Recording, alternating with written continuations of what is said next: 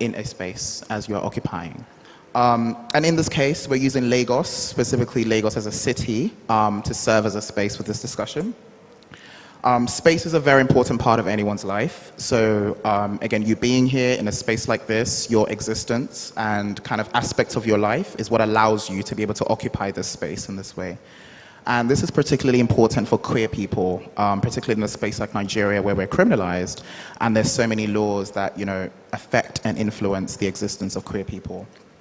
So the location of queer people can determine how we are perceived in certain spaces and what we experience in those spaces. So a very good example is in the workplace. Queer people are often forced to navigate themselves in different ways, and their experiences in those workplaces tend to be influenced by their queerness. And it's also possible for queer people to reconfigure these spaces with our presence. So when we are in a space that's not necessarily accommodating for us, we can either change that space to be accommodating, or we can change ourselves to fit into that space, which again, these are aspects that we'll be touching on. And essentially the way queer people experience Lagos can be widely different from the way a lot of other people that are not queer experience Lagos. However, Lagos would not be Lagos and would not exist as it is without queer people. So even though we do experience Lagos differently, we're still very important to the ecosystem of Lagos. And through this conversation that we're having today, we hope to help you map a story of Lagos essentially through the lives of queer people that occupy it and the experiences of those queer people. And this will allow us kind of an opportunity to be acquainted with the streets of Lagos. We can understand the private lives of people in Lagos, the public lives of people in Lagos, and how queer people interact with these spaces through simultaneous danger and pleasure. And to do that, I am joined by three amazing panelists. It was supposed to be four, but unfortunately, Omalara couldn't join us today. But again, this will still be a rich conversation anyway. So first we have Matthew on my far right, Matthew Blaze, pronounced they, them. Matthew Blaze is a non-binary, openly gay, award-winning LGBTQ+ rights activist. They've dedicated their life and work to confronting the violence towards gender non-conforming persons and queer people in Nigeria by creating safe spaces for LGBTQI community, advocating for queer rights through online and in-person events, and mobilizing actions. Matthew is the founder of Obodo, a youth-led organization that is focused on advancing queer education and rights in Nigeria through innovative mediums like art, tech, and outreaches. They are the recipient of the 2021 MTV EMA Generation Change Award, SOGIESC Activist of the Year Award 2020, and they've been nominated for the Future Awards Africa, Dazed 100, the Diversity and the Difference Prize. They've also featured on Vogue, ZDF,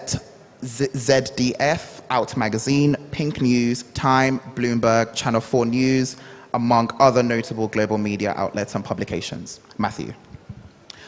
I am also joined today by the amazing Fola Francis, the star herself, pronounced she, her.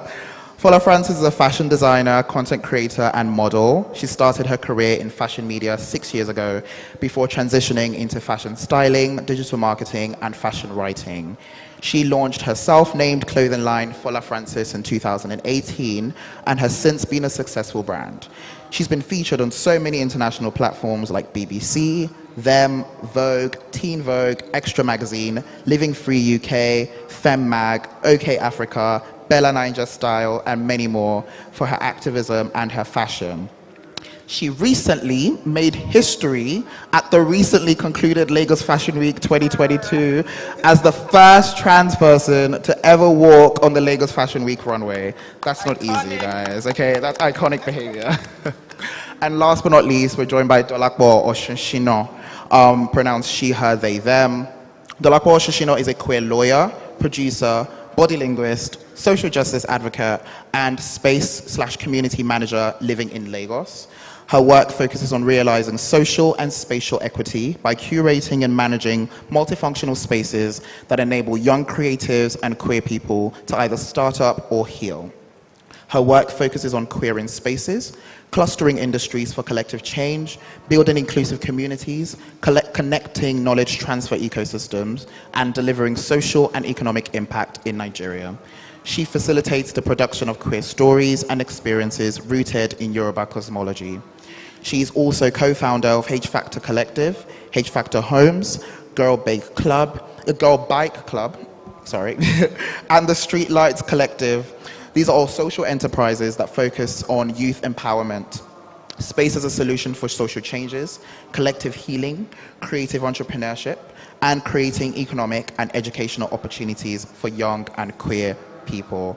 I told you guys I have like amazing people here, okay? And of course, my name is Adebayo Kwadwo-Adekombi. I'll be moderating this conversation today.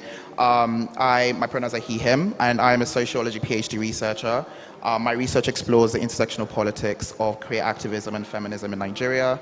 So I look into how queer people are mobilizing despite being criminalized by the state. And I do this alongside principles of post-colonial and black queer feminist theory. I analyze the cultural and socio-political dimensions of various subjects, from mainstream pop culture, politics, art, to academic debates. Thank you all so much for being here today, and I hope this is a conversation that you can learn from. Okay, so now we've had a conversation about space, just a brief introduction to what space is, how we utilize space. And one of the first aspects that I really wanted to explore with you guys, right, is how we can change space. So by being in a certain space, we can change that space, either for the better, for the worse, or we can queer the space by our presence, right? And I think someone like yourself, Fola, right, being in a space like Lagos Fashion Week, again, congratulations on that. You are someone who I think was able to exist in a space that isn't necessarily wasn't created for you, and it wasn't necessarily a space that people will automatically expect you to be in, right? So what do you think happens when people that are not expected to occupy a certain space do so? And again, for yourself, who you take up a lot of space in a lot of parts of Lagos that people don't want you to be in, what are the implications of that? So I'm going to use the Lagos Fashion Week, since you mentioned it, as an example. When I wasn't invited to be on the show, so I basically demanded to be there. So it's kind of a different conversation. And me demanding to be there came with certain consequences of, like, you know, I just felt like people did not want me to be there. But at the same time, I did not remove myself from the space because I knew that I was in a space to make a point, you know, to do something that hasn't been done before. So that's different. And also, generally, when it comes to spaces in Lagos, because the privilege I have, I would say not every trans person has that privilege. So except people in certain spaces know me, then it's a different conversation. But if they do not know me beforehand, I feel like every other person. But once they know who I am, it's a different conversation. There's the side eyes, there's like the you know, like basically like putting me aside and just like not trying to like associate with me, because somehow people feel like associating with me might put them in some danger or something. No, it's just very, very weird. So that's the reason why, like, most times queer people, or even myself, we have to like create spaces for our own self, our own safe spaces, invite people like us to come and commune with us, because we know that not every safe space not every space in Nigeria, or not every spaces in Lagos are accommodating to us. Yeah. Amazing. I really love what you said about demanding to be there, right? Because I think, again, unfortunately or fortunately, what it means to be queer is in spaces that you're not afforded the privilege of being invited to, you kind of have to break down the walls and be in there because you know you deserve to be in that space, right? Again, as someone who is in the fashion industry, do a lot of work in the fashion industry, why can't you be in a space like Lagos Fashion Week, right? Which is very weird. It's like the moment you start talking about your queerness, and the moment you start being very visible about your queerness or any kind of like LGBTQIA plus stuff, like immediately you are like, okay, you're doing too much.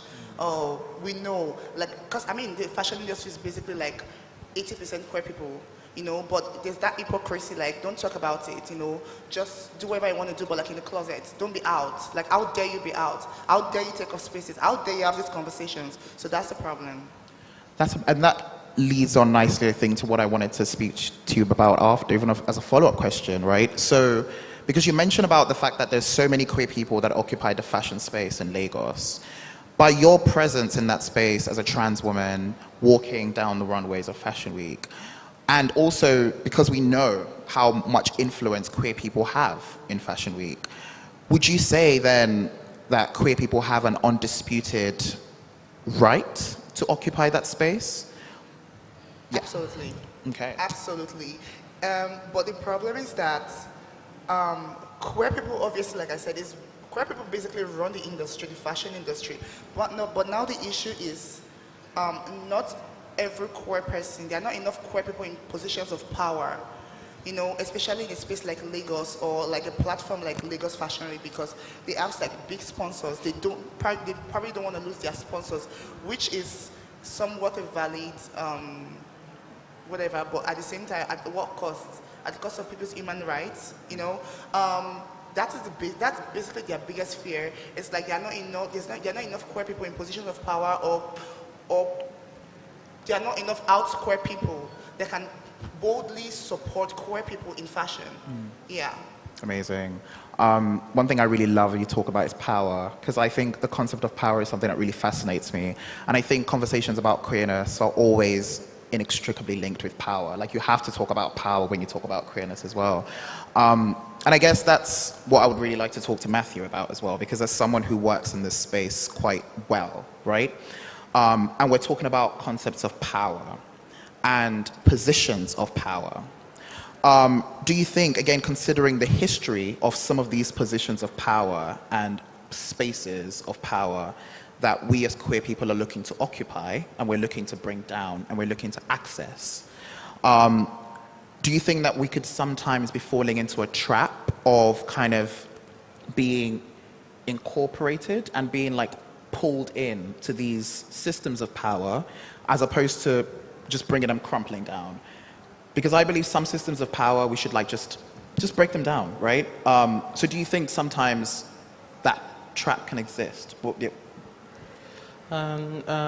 Definitely. So I'd like to talk about the legal status of LGBTQ rights in Nigeria. There are up to 9 laws that criminalizes LGBTQ people in this country. And due to this, organizers and activists who work in this space try as much to align themselves with like certain power structure because of fear, and also because they want to get protection for this work that they do. We know how risky it is to even sit here and talk about LGBTQ rights openly. And so for people, it's just that they have to do that and just find security. But sometimes a lot of them do not realize how that structure they are aligning with can actually just disrupt what they stand for, can actually just be against what they stand for. And for me, as a young activist, what I try to do is not to fall into that trap. And my work is very much rooted in my own personal values as a person, love for myself and love for the community. So I think if your work is rooted in those values and coming from your own positions, right? Understanding that as a queer person in Nigeria, you do not have equal access to what cis heterosexual people have in this space, then you just want to do more. And understanding that also in the queer community, there are those who are privileged and those who are not privileged too. And coming from a place where you are not privileged and you see what is just happening in the world, you are very, very concerned. But once again, it's very, very easy to fall into that trap of aligning with this very messy power structures, right? So to me, it's just like falling back to my own personal values, understanding where I am coming from, and even It's important to understand the politics of a system, good and fine, because if you understand the politics, you know what to do, not to fall in, be a victim to the trap these spaces are meant to like create for you, especially for this kind of work you do. So you just try to avoid them. Understanding that politics, yeah, is the reason why I spend so much time like learning politics in those certain spaces is because I don't want to fall into that trap too, just to completely avoid them. So yeah, for me, it's just know your own personal values, where you are coming from, and the implications on the lives of thousands of people that you don't even know about. We serve a certain community, we know these numbers, but outside that community, there's a larger community, a group of people who cannot read and write, who do not like understand the language we are speaking in these spaces. So it's just intentionality for me. I love that. Honestly, I love what you mentioned even about like love for yourself and for the community as well. Like, I love love. I love talking about love. I could talk about love forever. And I think anyone that uses an ethos of love for their practice, I think that's a very good place to start. But one thing I also really appreciated that you mentioned is about your own personal values, right? And I think this is actually a conversation about how spaces and our presence in spaces can change us, right? Because our personal values are influenced by the spaces we choose to go into, right? Because and we can talk about this a little bit later with Dolapo as well, like, you know, the spaces you're in are very big signifiers of who you are as a person, right? And I think even the conversation about personal values speaks to this idea of the queer community and how everyone is expected to have the same values. Whereas that's not always the case, right? It's like you do have people that have individual goals, individual ways of looking at things. And I think that's why even the idea of a community isn't always a very accurate analysis of who we are. I think we're more a collective of identities, right? It's a collective of various identities who have various thoughts, various goals, various missions and ways of looking at things. And that in itself is something we should be allowed to do, right? And I think in the conversation of how these spaces can change us, and I know you're someone who is very prolific online, so even thinking of the digital as a space that we can occupy as well, right? Do you think that, again, as someone who occupies these spaces both digitally and physically, as, again, an openly queer LGBTQ plus activist, do you feel like you kind of have this burden of doubt in your own activities, so doubting what you're doing, but also this burden of representation, like you have to represent a certain community with this unified idea, but also I think thirdly, like you're being watched, because I think what's very unfortunate about marginalized groups is that like you're not allowed to fail, you're not allowed to be flawed. And I think, is that something that you have experienced, again, as an individual within this community that you are working in? Thank you so much. That's a question I don't get asked a lot. And yeah, definitely when it comes to the digital space, there is so much expectations from someone who kind of have the same history as everybody else when it comes to how you like deal with homophobia as an average queer person in a space.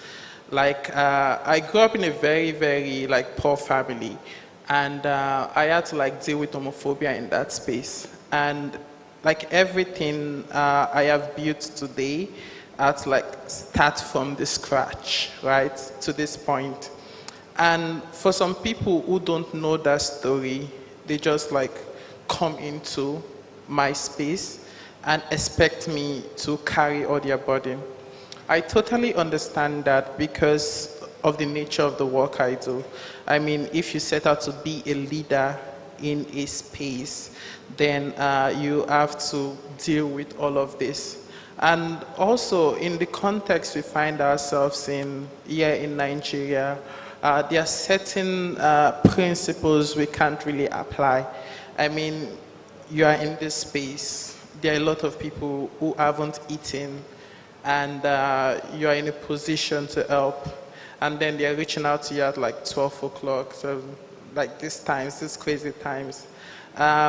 For me, it's difficult not to help them at that point, but for some other people, they just shut that door down. And yeah, there's so much burden from the community, right? And there's also so much burden from outsiders. I remember telling, a woman asked me what I do. I'm like, okay, I got an LGBTQ organization. And she was like, I thought you did more. Yeah, so for like a lot of them, they don't see the LGBTQ struggle as something you should fight for. They feel it's non-existent, and like, why should we ever talk about it? It's we that are queer people that understand the burden of these identities that we possess, how like it shapes our lives, and how yeah, it affects our decisions, affects everything. So from the community, there's burden, there's so much expectations, and there's also distrust in the community. They don't trust like leaders because of the history of organizing, how like leaders have treated the community. So there's that distrust there, and it's another burden on you as an activist, because any step you take, you're being watched. Anything you do, like, people are writing threads online, which is not so good for your own work. And from the outside work, like, nah, this is not work at all. So when it comes to funding my work, that really impacts it, because in Nigeria, there are rich people who are interested in human rights, but when you talk to them about LGBTQ, like, nah. So you have to think of innovative ways of fundraising. What can you do outside this society to get support? So there's like pressure in that aspect, and our life is criminalized. So when it comes to surveillance, girl, every time, everybody's watching you. Everybody's watching you. They are trying to like just put a pin to it. This is how you should live. There's just so much happening in your life. So yeah, there's pressure from everywhere. And when queer people decide like not to come out or even talk about their queerness, you can't blame them for not doing that at all. We as openly queer people that are sitting here, that are in this space, we know the burden of these identities that we carry. So yeah, all of it, surveillance, pressure, all of it is what I face in the course of doing this work, and also living as an like a gay person. I can't possess all the identities. Thank you. Yeah, thank you so much for that. And I don't know if anyone heard this, but when I asked Matthew, and Matthew said that they don't get asked this question a lot, Fola said that she gets asked this question a lot. So would you mind if I ask you this question again? Okay. When after transitioning and I came out, and I made myself a promise to document my life and post on social media just so I can connect with, other queer people online, and other queer people can also see someone like them that lives in Nigeria, visible, queer, and like living their best life anyway. So with that came a lot of like people thinking I have to look a certain way, I have to present a certain way, there are certain things I should do, there are certain things I should not do. So many scrutinies, like even pressure as well, which I do get, because for trans people, we've gotten so many negative representation in the media. So it was almost like everyone was like looking up to me in a way to I mean, positivity is good, and like, but at the same time, like, I don't want to have to be everyone's like, moral compass in that way, or like, oh, this is what a trans person should look like. Okay, trans people are diverse. Trans people can be however they want to be. I should not be your mirror to how a trans person should look like or how a trans person should act like. So that's the reason why I say I get asked that question a lot, because it's just there's so much pressure. I had to even take time off social media. I had to stop. There was this series I was doing on social media, which is called A Day in the Life of a Trans Person. I had to stop it because it felt like I was opening myself more to the scrutiny from not just the community, but like from straight, the heterosexual community as well, of people saying, oh, yeah, this is the way you look like is good. It's almost like they're not making excuses for, it's now like my life became an excuse for them to bash other trans people. And I just like, no, yeah. Yeah, thank you so much for sharing that. And I think these two examples are kind of very good ways to illustrate how these spaces change us, right? Because, what they've both mentioned are very mundane things that like anyone else can just do, like a day in the life of, how many times do I see a day in the life of someone on Instagram or TikTok or whatever? And it's like, you can't even do that without some form of ways. And it's like the inability to do that in the first place, and you basically starting to police your own self and how you exist because you're trying to meet either a standard or you're trying to avoid scrutiny or like some form of, like, it's weird. But yeah, we're going to now move on to a conversation about the geography of space, because I think we've been talking about space and I want us to root it a little bit more in the physical. So in regards to how we exist in physical spaces.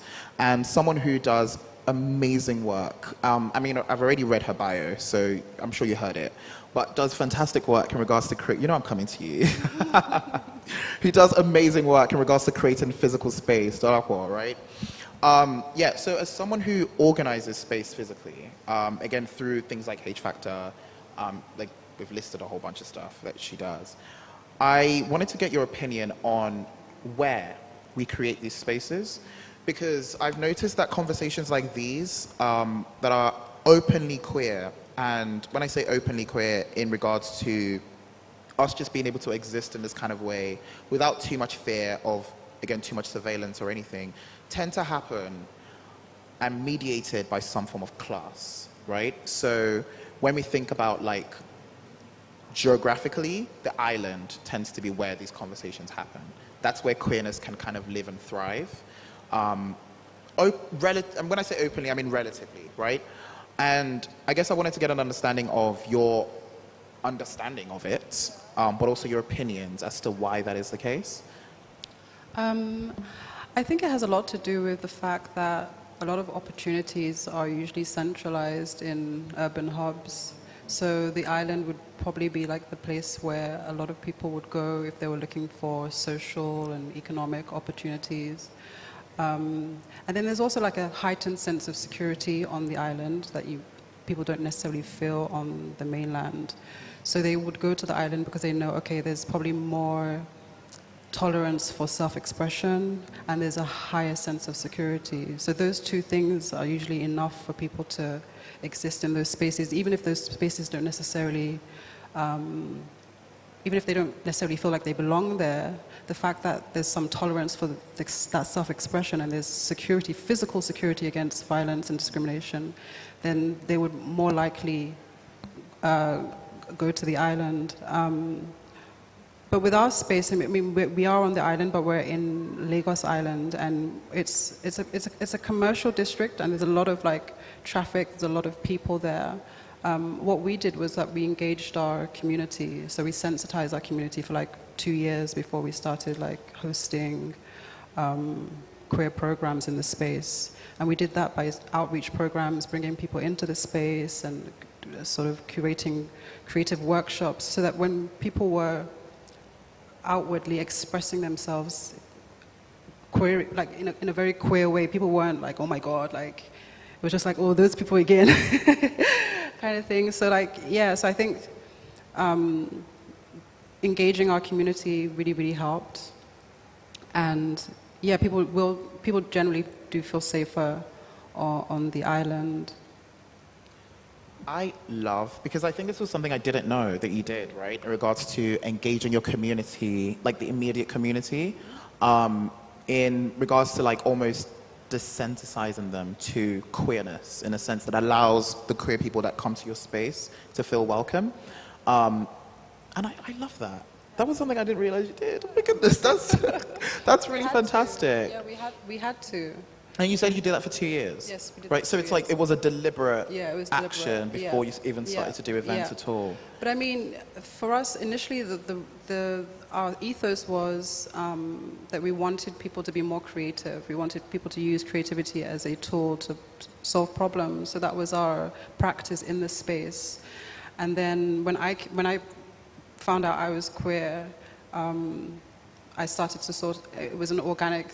For me, it was like, okay, I need space where I can be queer. Like, there's nowhere I can be queer here in the way that I want to be, and I have a space. So I started creating the programs, and then, yeah, so that's... Amazing. Thank you. Yeah, and I wanted to go back to something you mentioned while you were speaking, right? You talked about the fact that, you know, people can come to the island or wherever, and even though they don't feel like they belong there, right? They still, it's kind of like, okay, even if I don't feel like I belong here, I kind of have to still participate because this is where I can access safety, this is where I can access what I want. And so it kind of brings on the thought of the fact that we can be physically present in a space and not necessarily be of it or feel like we belong to that space. And again, going back to this idea of the whole mainland versus island divide, and it's like, using myself as an example, my parents, my family live on the mainland, so I'm mainly a mainland person. But you ask me where I am most of the time, it's on the island because a lot of the people I know, a lot of the things I do are here. And so there's that constant dissonance in regards to even how I exist in both places, because there's places here that I just don't feel like I belong. And there's places on the mainland that I also don't feel like I belong to for various reasons, right? And I guess I wanted to get an understanding, because you mentioned that, like how do you, if at all, navigate that feeling? I think for me, I mean, I have recommendations. I mean, I'm first going to speak about what the reality is, and I think that, you know, there are very few spaces because, you know, we're the ones sort of doing the groundwork and we're kind of figuring out how to do it. And, you know, we have spaces like H Factor, we have spaces like Sweat It Out, and I think what those spaces serve to do is create this space where there's, you know, an integration of the different types of communities that already exist. So there's this integration where there can be this cross-pollination, sharing of ideas, new opportunities, making you connect, fresh blood, basically, you know. And then what should really happen is that, you know, we should start building smaller communities within our locations, within our geographic locations, or online, or wherever, where we can then, create communities that investigate issues that we have within ourselves and come up with solutions for how to solve those problems within ourselves. So I think that's kind of like how you would navigate it. So you'd have the bigger events, you know, where there's a higher sense of security, but a broader idea of inclusiveness. And then you as the individual, as a community leader, you build communities for yourself, which reflect, you know, your desires, your interests, your practices, and things like that. So I think that's the way to do it. And it's been done. I mean, Matthew used to do that with the healing sessions. That's how he and I connected, because he created a community within his home or a friend's home, and they would have these sessions. And I know that Fola has a karaoke gang. Ballroom. Yeah. So just finding, you know, creating your own space so that you can embody queerness every single day. And you don't have to wait for Sweat It Out or a program that's happening at H Factor to be queer. Like, you can create those situations more and more all the time. I love that. So it's this idea of like agency and understanding that we also have the power to queer a space by just being in that space with people that are like-minded. And that doesn't always have to align with everyone else's understanding of either queerness or space or whatever, which I think goes back to this, what we're talking about earlier, about this idea of being collective identities as opposed to a community that have like this one homogenized idea, right? So I want to shift the conversation a little bit outside of queerness, and this is kind of an open question to like any one of you that wants to answer. I know Dolakwa and I were having this conversation earlier, but specifically in regards to the distinction between feminist space and queer space. Because I think what I found, especially more recently in a space like Nigeria, is that, and I think this is kind of the case in a lot of African countries, the sense that queerness and feminism tend to be two separate things. Which, again, going back to the theory and all of that stuff, not to bore you guys with it, it's like there's always been a marriage of both, but they tend to be separated and sedimented, right? And I guess I want to get an understanding of your experiences of it, if that is the case, or if this is just, again, my own. Because, again, a lot of this, the data I'm having for this thought is coming from Twitter, and just Twitter feminists and Twitter activists, and how they've kind of approached feminism, which, okay. But like, yeah, I wanted to get your understanding of feminist space and queer space. And especially because I know you create queer feminist space, right? So was that in response to an absence of something like that like occurring or already existing? Or is it kind of a complement or supplementary situation? I think it was more of like a marriage, because I've always believed in like bringing communities together. So it was more of like a coalition of like politics, a coalition of communities, and so I feel like queerness and feminism like are like, yeah, they're one sort of thing. I'm not really, versed in like feminist thought, but in terms of practice, the events that I've hosted, the programs that I've hosted at H Factor, have been around that marriage of queerness and feminist practice. I think we have events on like sex positive feminism by Flourish. I don't know if you know them, Flourish Being, and their idea is just about sexual liberation for women. So usually the programs will kind of tell you what the community challenges are. So I think like within like that hybrid of queerness and femininity, the issue really is about women being completely sexually liberated for the sake of women and men. So, and I think that another program we've had is, I think, queer feminist rock musicians. So there's so many different types of programs around that. So there is a coalition between those two.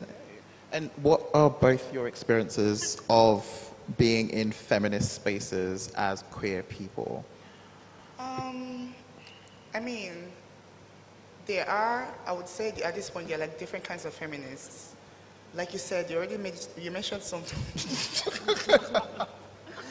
you mentioned Twitter feminists. There's Twitter feminists, they're actual feminists, they have sense. And they're feminists, and they're TERFs, trans, exclusionary, radical feminists. Drag them. Okay. Those ones, like you just sit down, they just wake up one morning and just tweet, trans women are not women, for no reason. It's insane because the oppressed, now looking for people to oppress.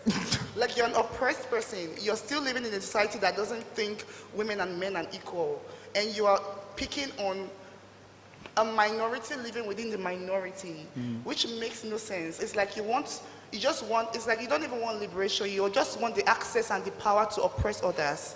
And that is what they do. And I don't see them as feminists, because any kind of feminist movement that doesn't include trans people is shit. It's not feminism, period. Do you want to add to that? Yeah, so I mean, on Twitter, there's this understanding of feminism, like, I think people would call it Chimamanda's version, like equality between the sexes.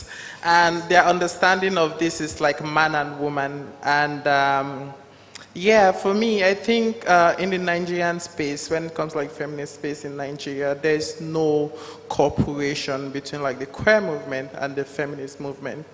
Because even in the feminist movement, there's this old, will I call it drama? Because I was talking to my friend once, and he mentioned like this feminist organization that still like slut shame women and to like say all kinds of things to women, poor women. So there's this whole battle happening there. And this actually, I don't know, I think it just makes them unable to like, I mean, if you are slut shaming people, how will you get to the point of understanding like gender politics really? Because why are we fighting if not to erase all of these structures that like oppress all of us? So I think in Nigeria definitely the conversation should, and people are having that conversation, right? Should be very, very intersectional. I mean, when we add like even like in family spaces, lesbians and some lesbians are not really accepted in those spaces because they believe they are not women. Like max women also. So it's just so complicated, and people are not going back to fully understand what we are all fighting for as queer people. Even the queer space is very, very toxic sometimes. It's trans-exclusionary, and you'll be like, what is happening? Because why are we fighting? Why are we fighting here if we keep like excluding ourselves? And I'll just fall back to what Fola said really. We can't keep building structures of oppression, right?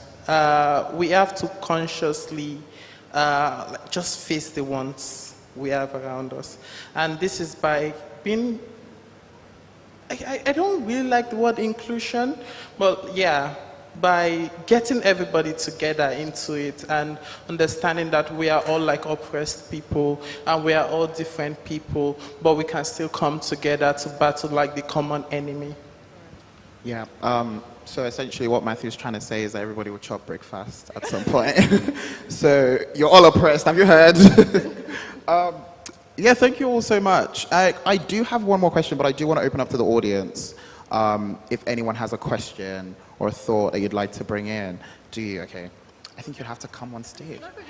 Well, the thing is because of time, so I would like you to go first, and then if we have any more time at the end, I will ask my own question. You can have my microphone. First of all, this is so cool. Like, I'm amazing. I think the only person who I haven't met before would be Fola. I've met all of you in different spaces, so see you in this space is just like, oh my gosh, you guys are cool. You're cooler than I already thought you were. Okay, so you had spoken about power in the beginning, and it really got me thinking about how a lot of people are always talking about this agenda. I don't know if you guys were in the meeting where the agenda was discussed or something, whatever the agenda may be. But how do you deal with separating or maybe even involving yourselves with those people who have those powers? Maybe, you know, they are, let's say in the legal system, but they've cozied up to certain pillars, which then makes you wonder how supportive they are of the agenda, the movements and whatever. So how do you separate yourselves? How do you hold yourselves back from not getting involved? Because there are people who you decide that it's just not worth it. And then where do you draw that line? And then also, where do you say, no, I have to fight for this? Because you're dealing with it every day, I could imagine. So for either of you to answer. I think you should go, Matthew. Yeah, I mean, because I have interactions with like these people, I should go first. Where do I draw the line? For me, it's very much about my own integrity too. So if I find myself in like these spaces and the conversation, like, so there's this thing I do. If I am in a space and I listen to you, and with the way you talk, I can maybe deduce that you are eager to learn, then I will go ahead with the conversation and do the work of educating you, right? But in the conversation, if your tone is very much arrogant and very dismissive, then there's every possibility that I won't talk to you anymore. I was speaking to my friend today about like politicians, and she was like, "Oh, would you like want to be friends with politicians and all of that?" I'm like, I avoid those people. I understand the power they carry. I understand all of this, but that is not my area. So when it comes to like legal issues, I leave that for like other organizations because it's not what I'm interested in.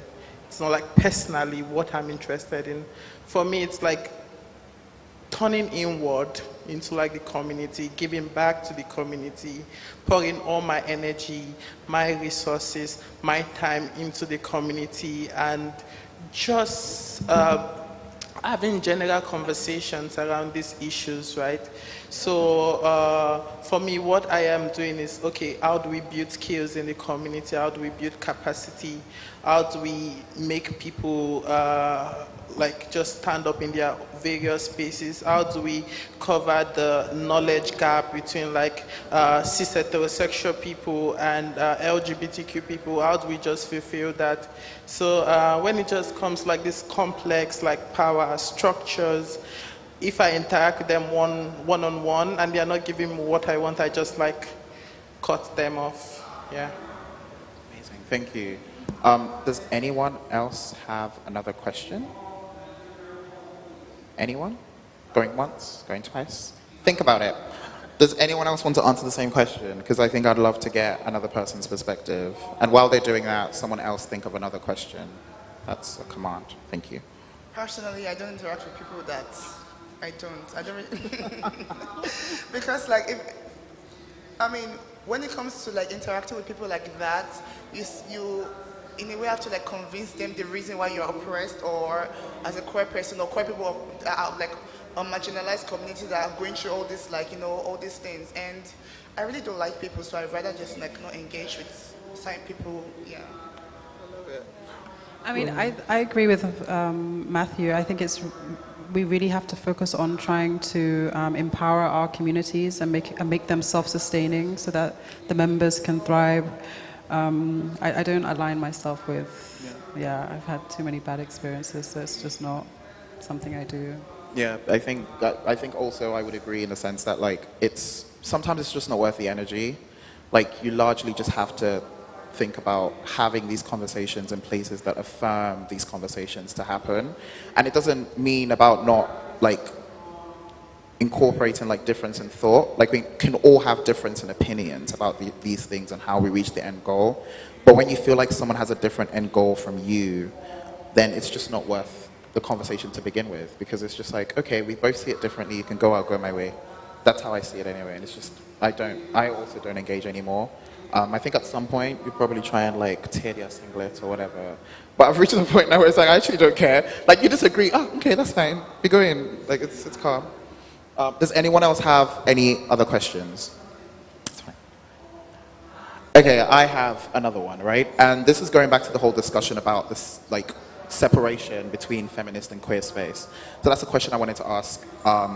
Because one thing you said about the fact that like when they're not accommodating of queer, and correct me if I'm wrong, but when they're not accommodating of queerness, you think it's not feminist, right? Like a feminism that doesn't account for queer perspectives and queer people isn't feminist, right?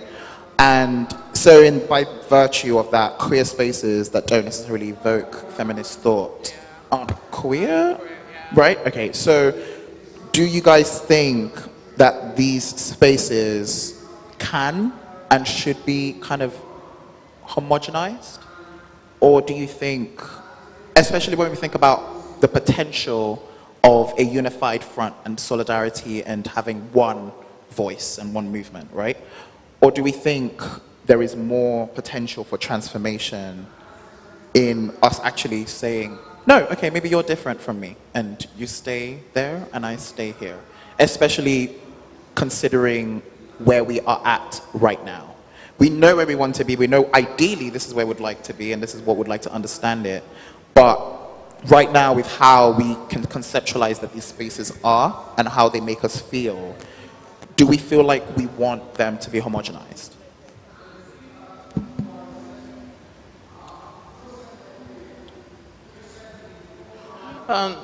Definitely. When we talk about, I don't mean definitely yes. I mean like, yeah, when we talk about intersectionality, it's realizing that we all possess like different identities, and these identities like determine how we live in a society. So for somebody who is queer and is also a woman, right? Okay, you are queer and you are also a woman, like, and maybe you are a feminist also. So like these ideas cannot live outside themselves. They have to go hand in hand. So for us to really achieve our own liberation, the queer and feminist movement have to like come together and fight together, because we have a common enemy at the end of it. Yeah. I really like that. So it's, sorry. Oh, you have a question? Yeah. I mean, I can't see the microphone person. Okay. So, in the context of, I guess, feminists and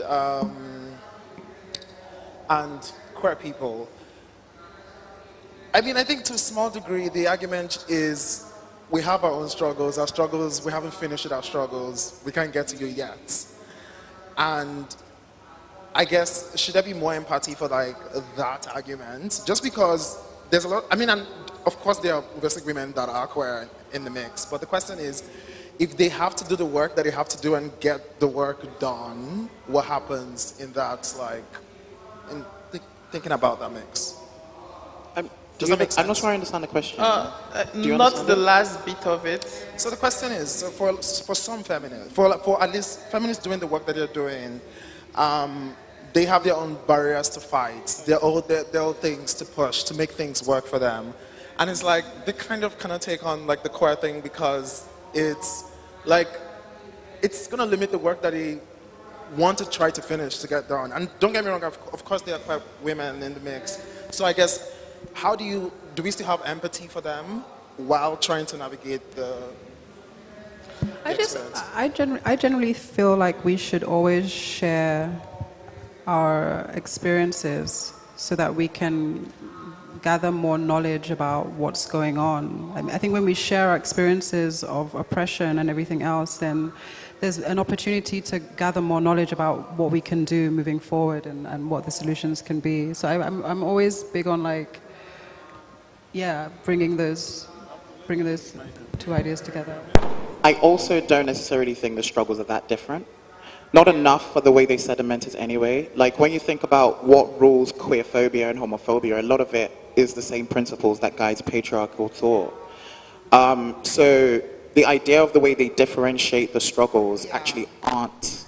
And like also, it's very because it's like you're looking at yourself in the mirror, but a worse version of yourself. Because it's not a competition of who is the most oppressed, but queer people statistically are more oppressed, especially trans people. So it's like, what do you not get? There's a system that's literally like set up against these people, and especially like living in a third world country like Nigeria. Like, why do they have to educate you to get it? You know. So I don't think we have to like sit down and start saying, oh, this is our differences, this is what women face, this is what queer people face. Like, if you don't know it, then like, we should not, like, just day your day then. Like, and I also believe, even if you achieve one, you've not really achieved anything, because there will be setbacks. So if it's a feminist space and you've achieved something, the queer women in those spaces, what is happening to them? So if you achieve one without the other, you've not achieved. I mean, you've achieved something, like, but that's not the total liberation that it's giving. That's not like it. Yeah, and I think even back to the whole thing about experiences, like the way we experience these struggles might be different. So the way they are actualized with how we live is different. But what we're actually fighting against is the same. Right? So the way patriarchy affects gay people, the way it affects queer people, the way it affects women, it's different, but it's still patriarchy. it's still power, it's still class. The way class affects queer people is different from the way class affects women, is different from the way class affects men, but it's still class. So, like, we can find that point of solidarity amongst ourselves to, like, work together in these spaces in Lagos as a city. I am rounding up. Oh, sorry. Yeah, It's the same patriarchy that affects even the same men that set up the system, because now they are crying about their mental health and saying they cannot cry. It's true. It's the same patriarchy that is not letting them be vulnerable and get help. And what they are saying, their suicide rate is increasing every day.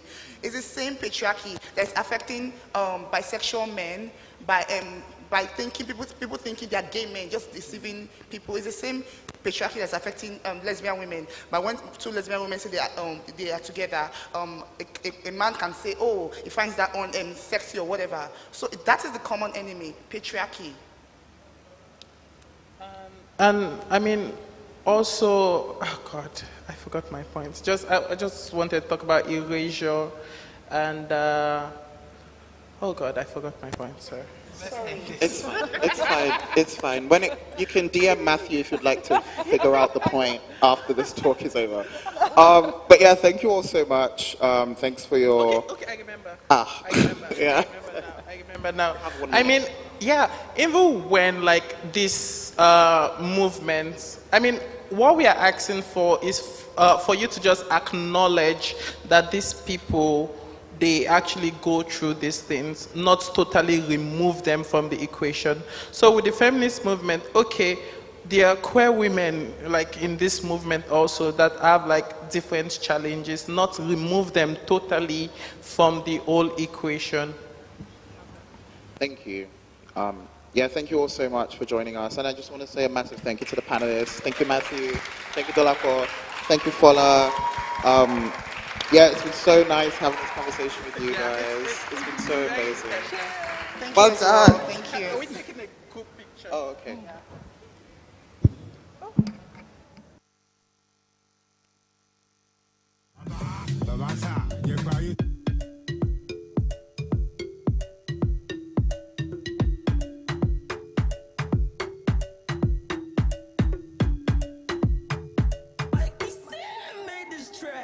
Yeah, one time for the girl next door.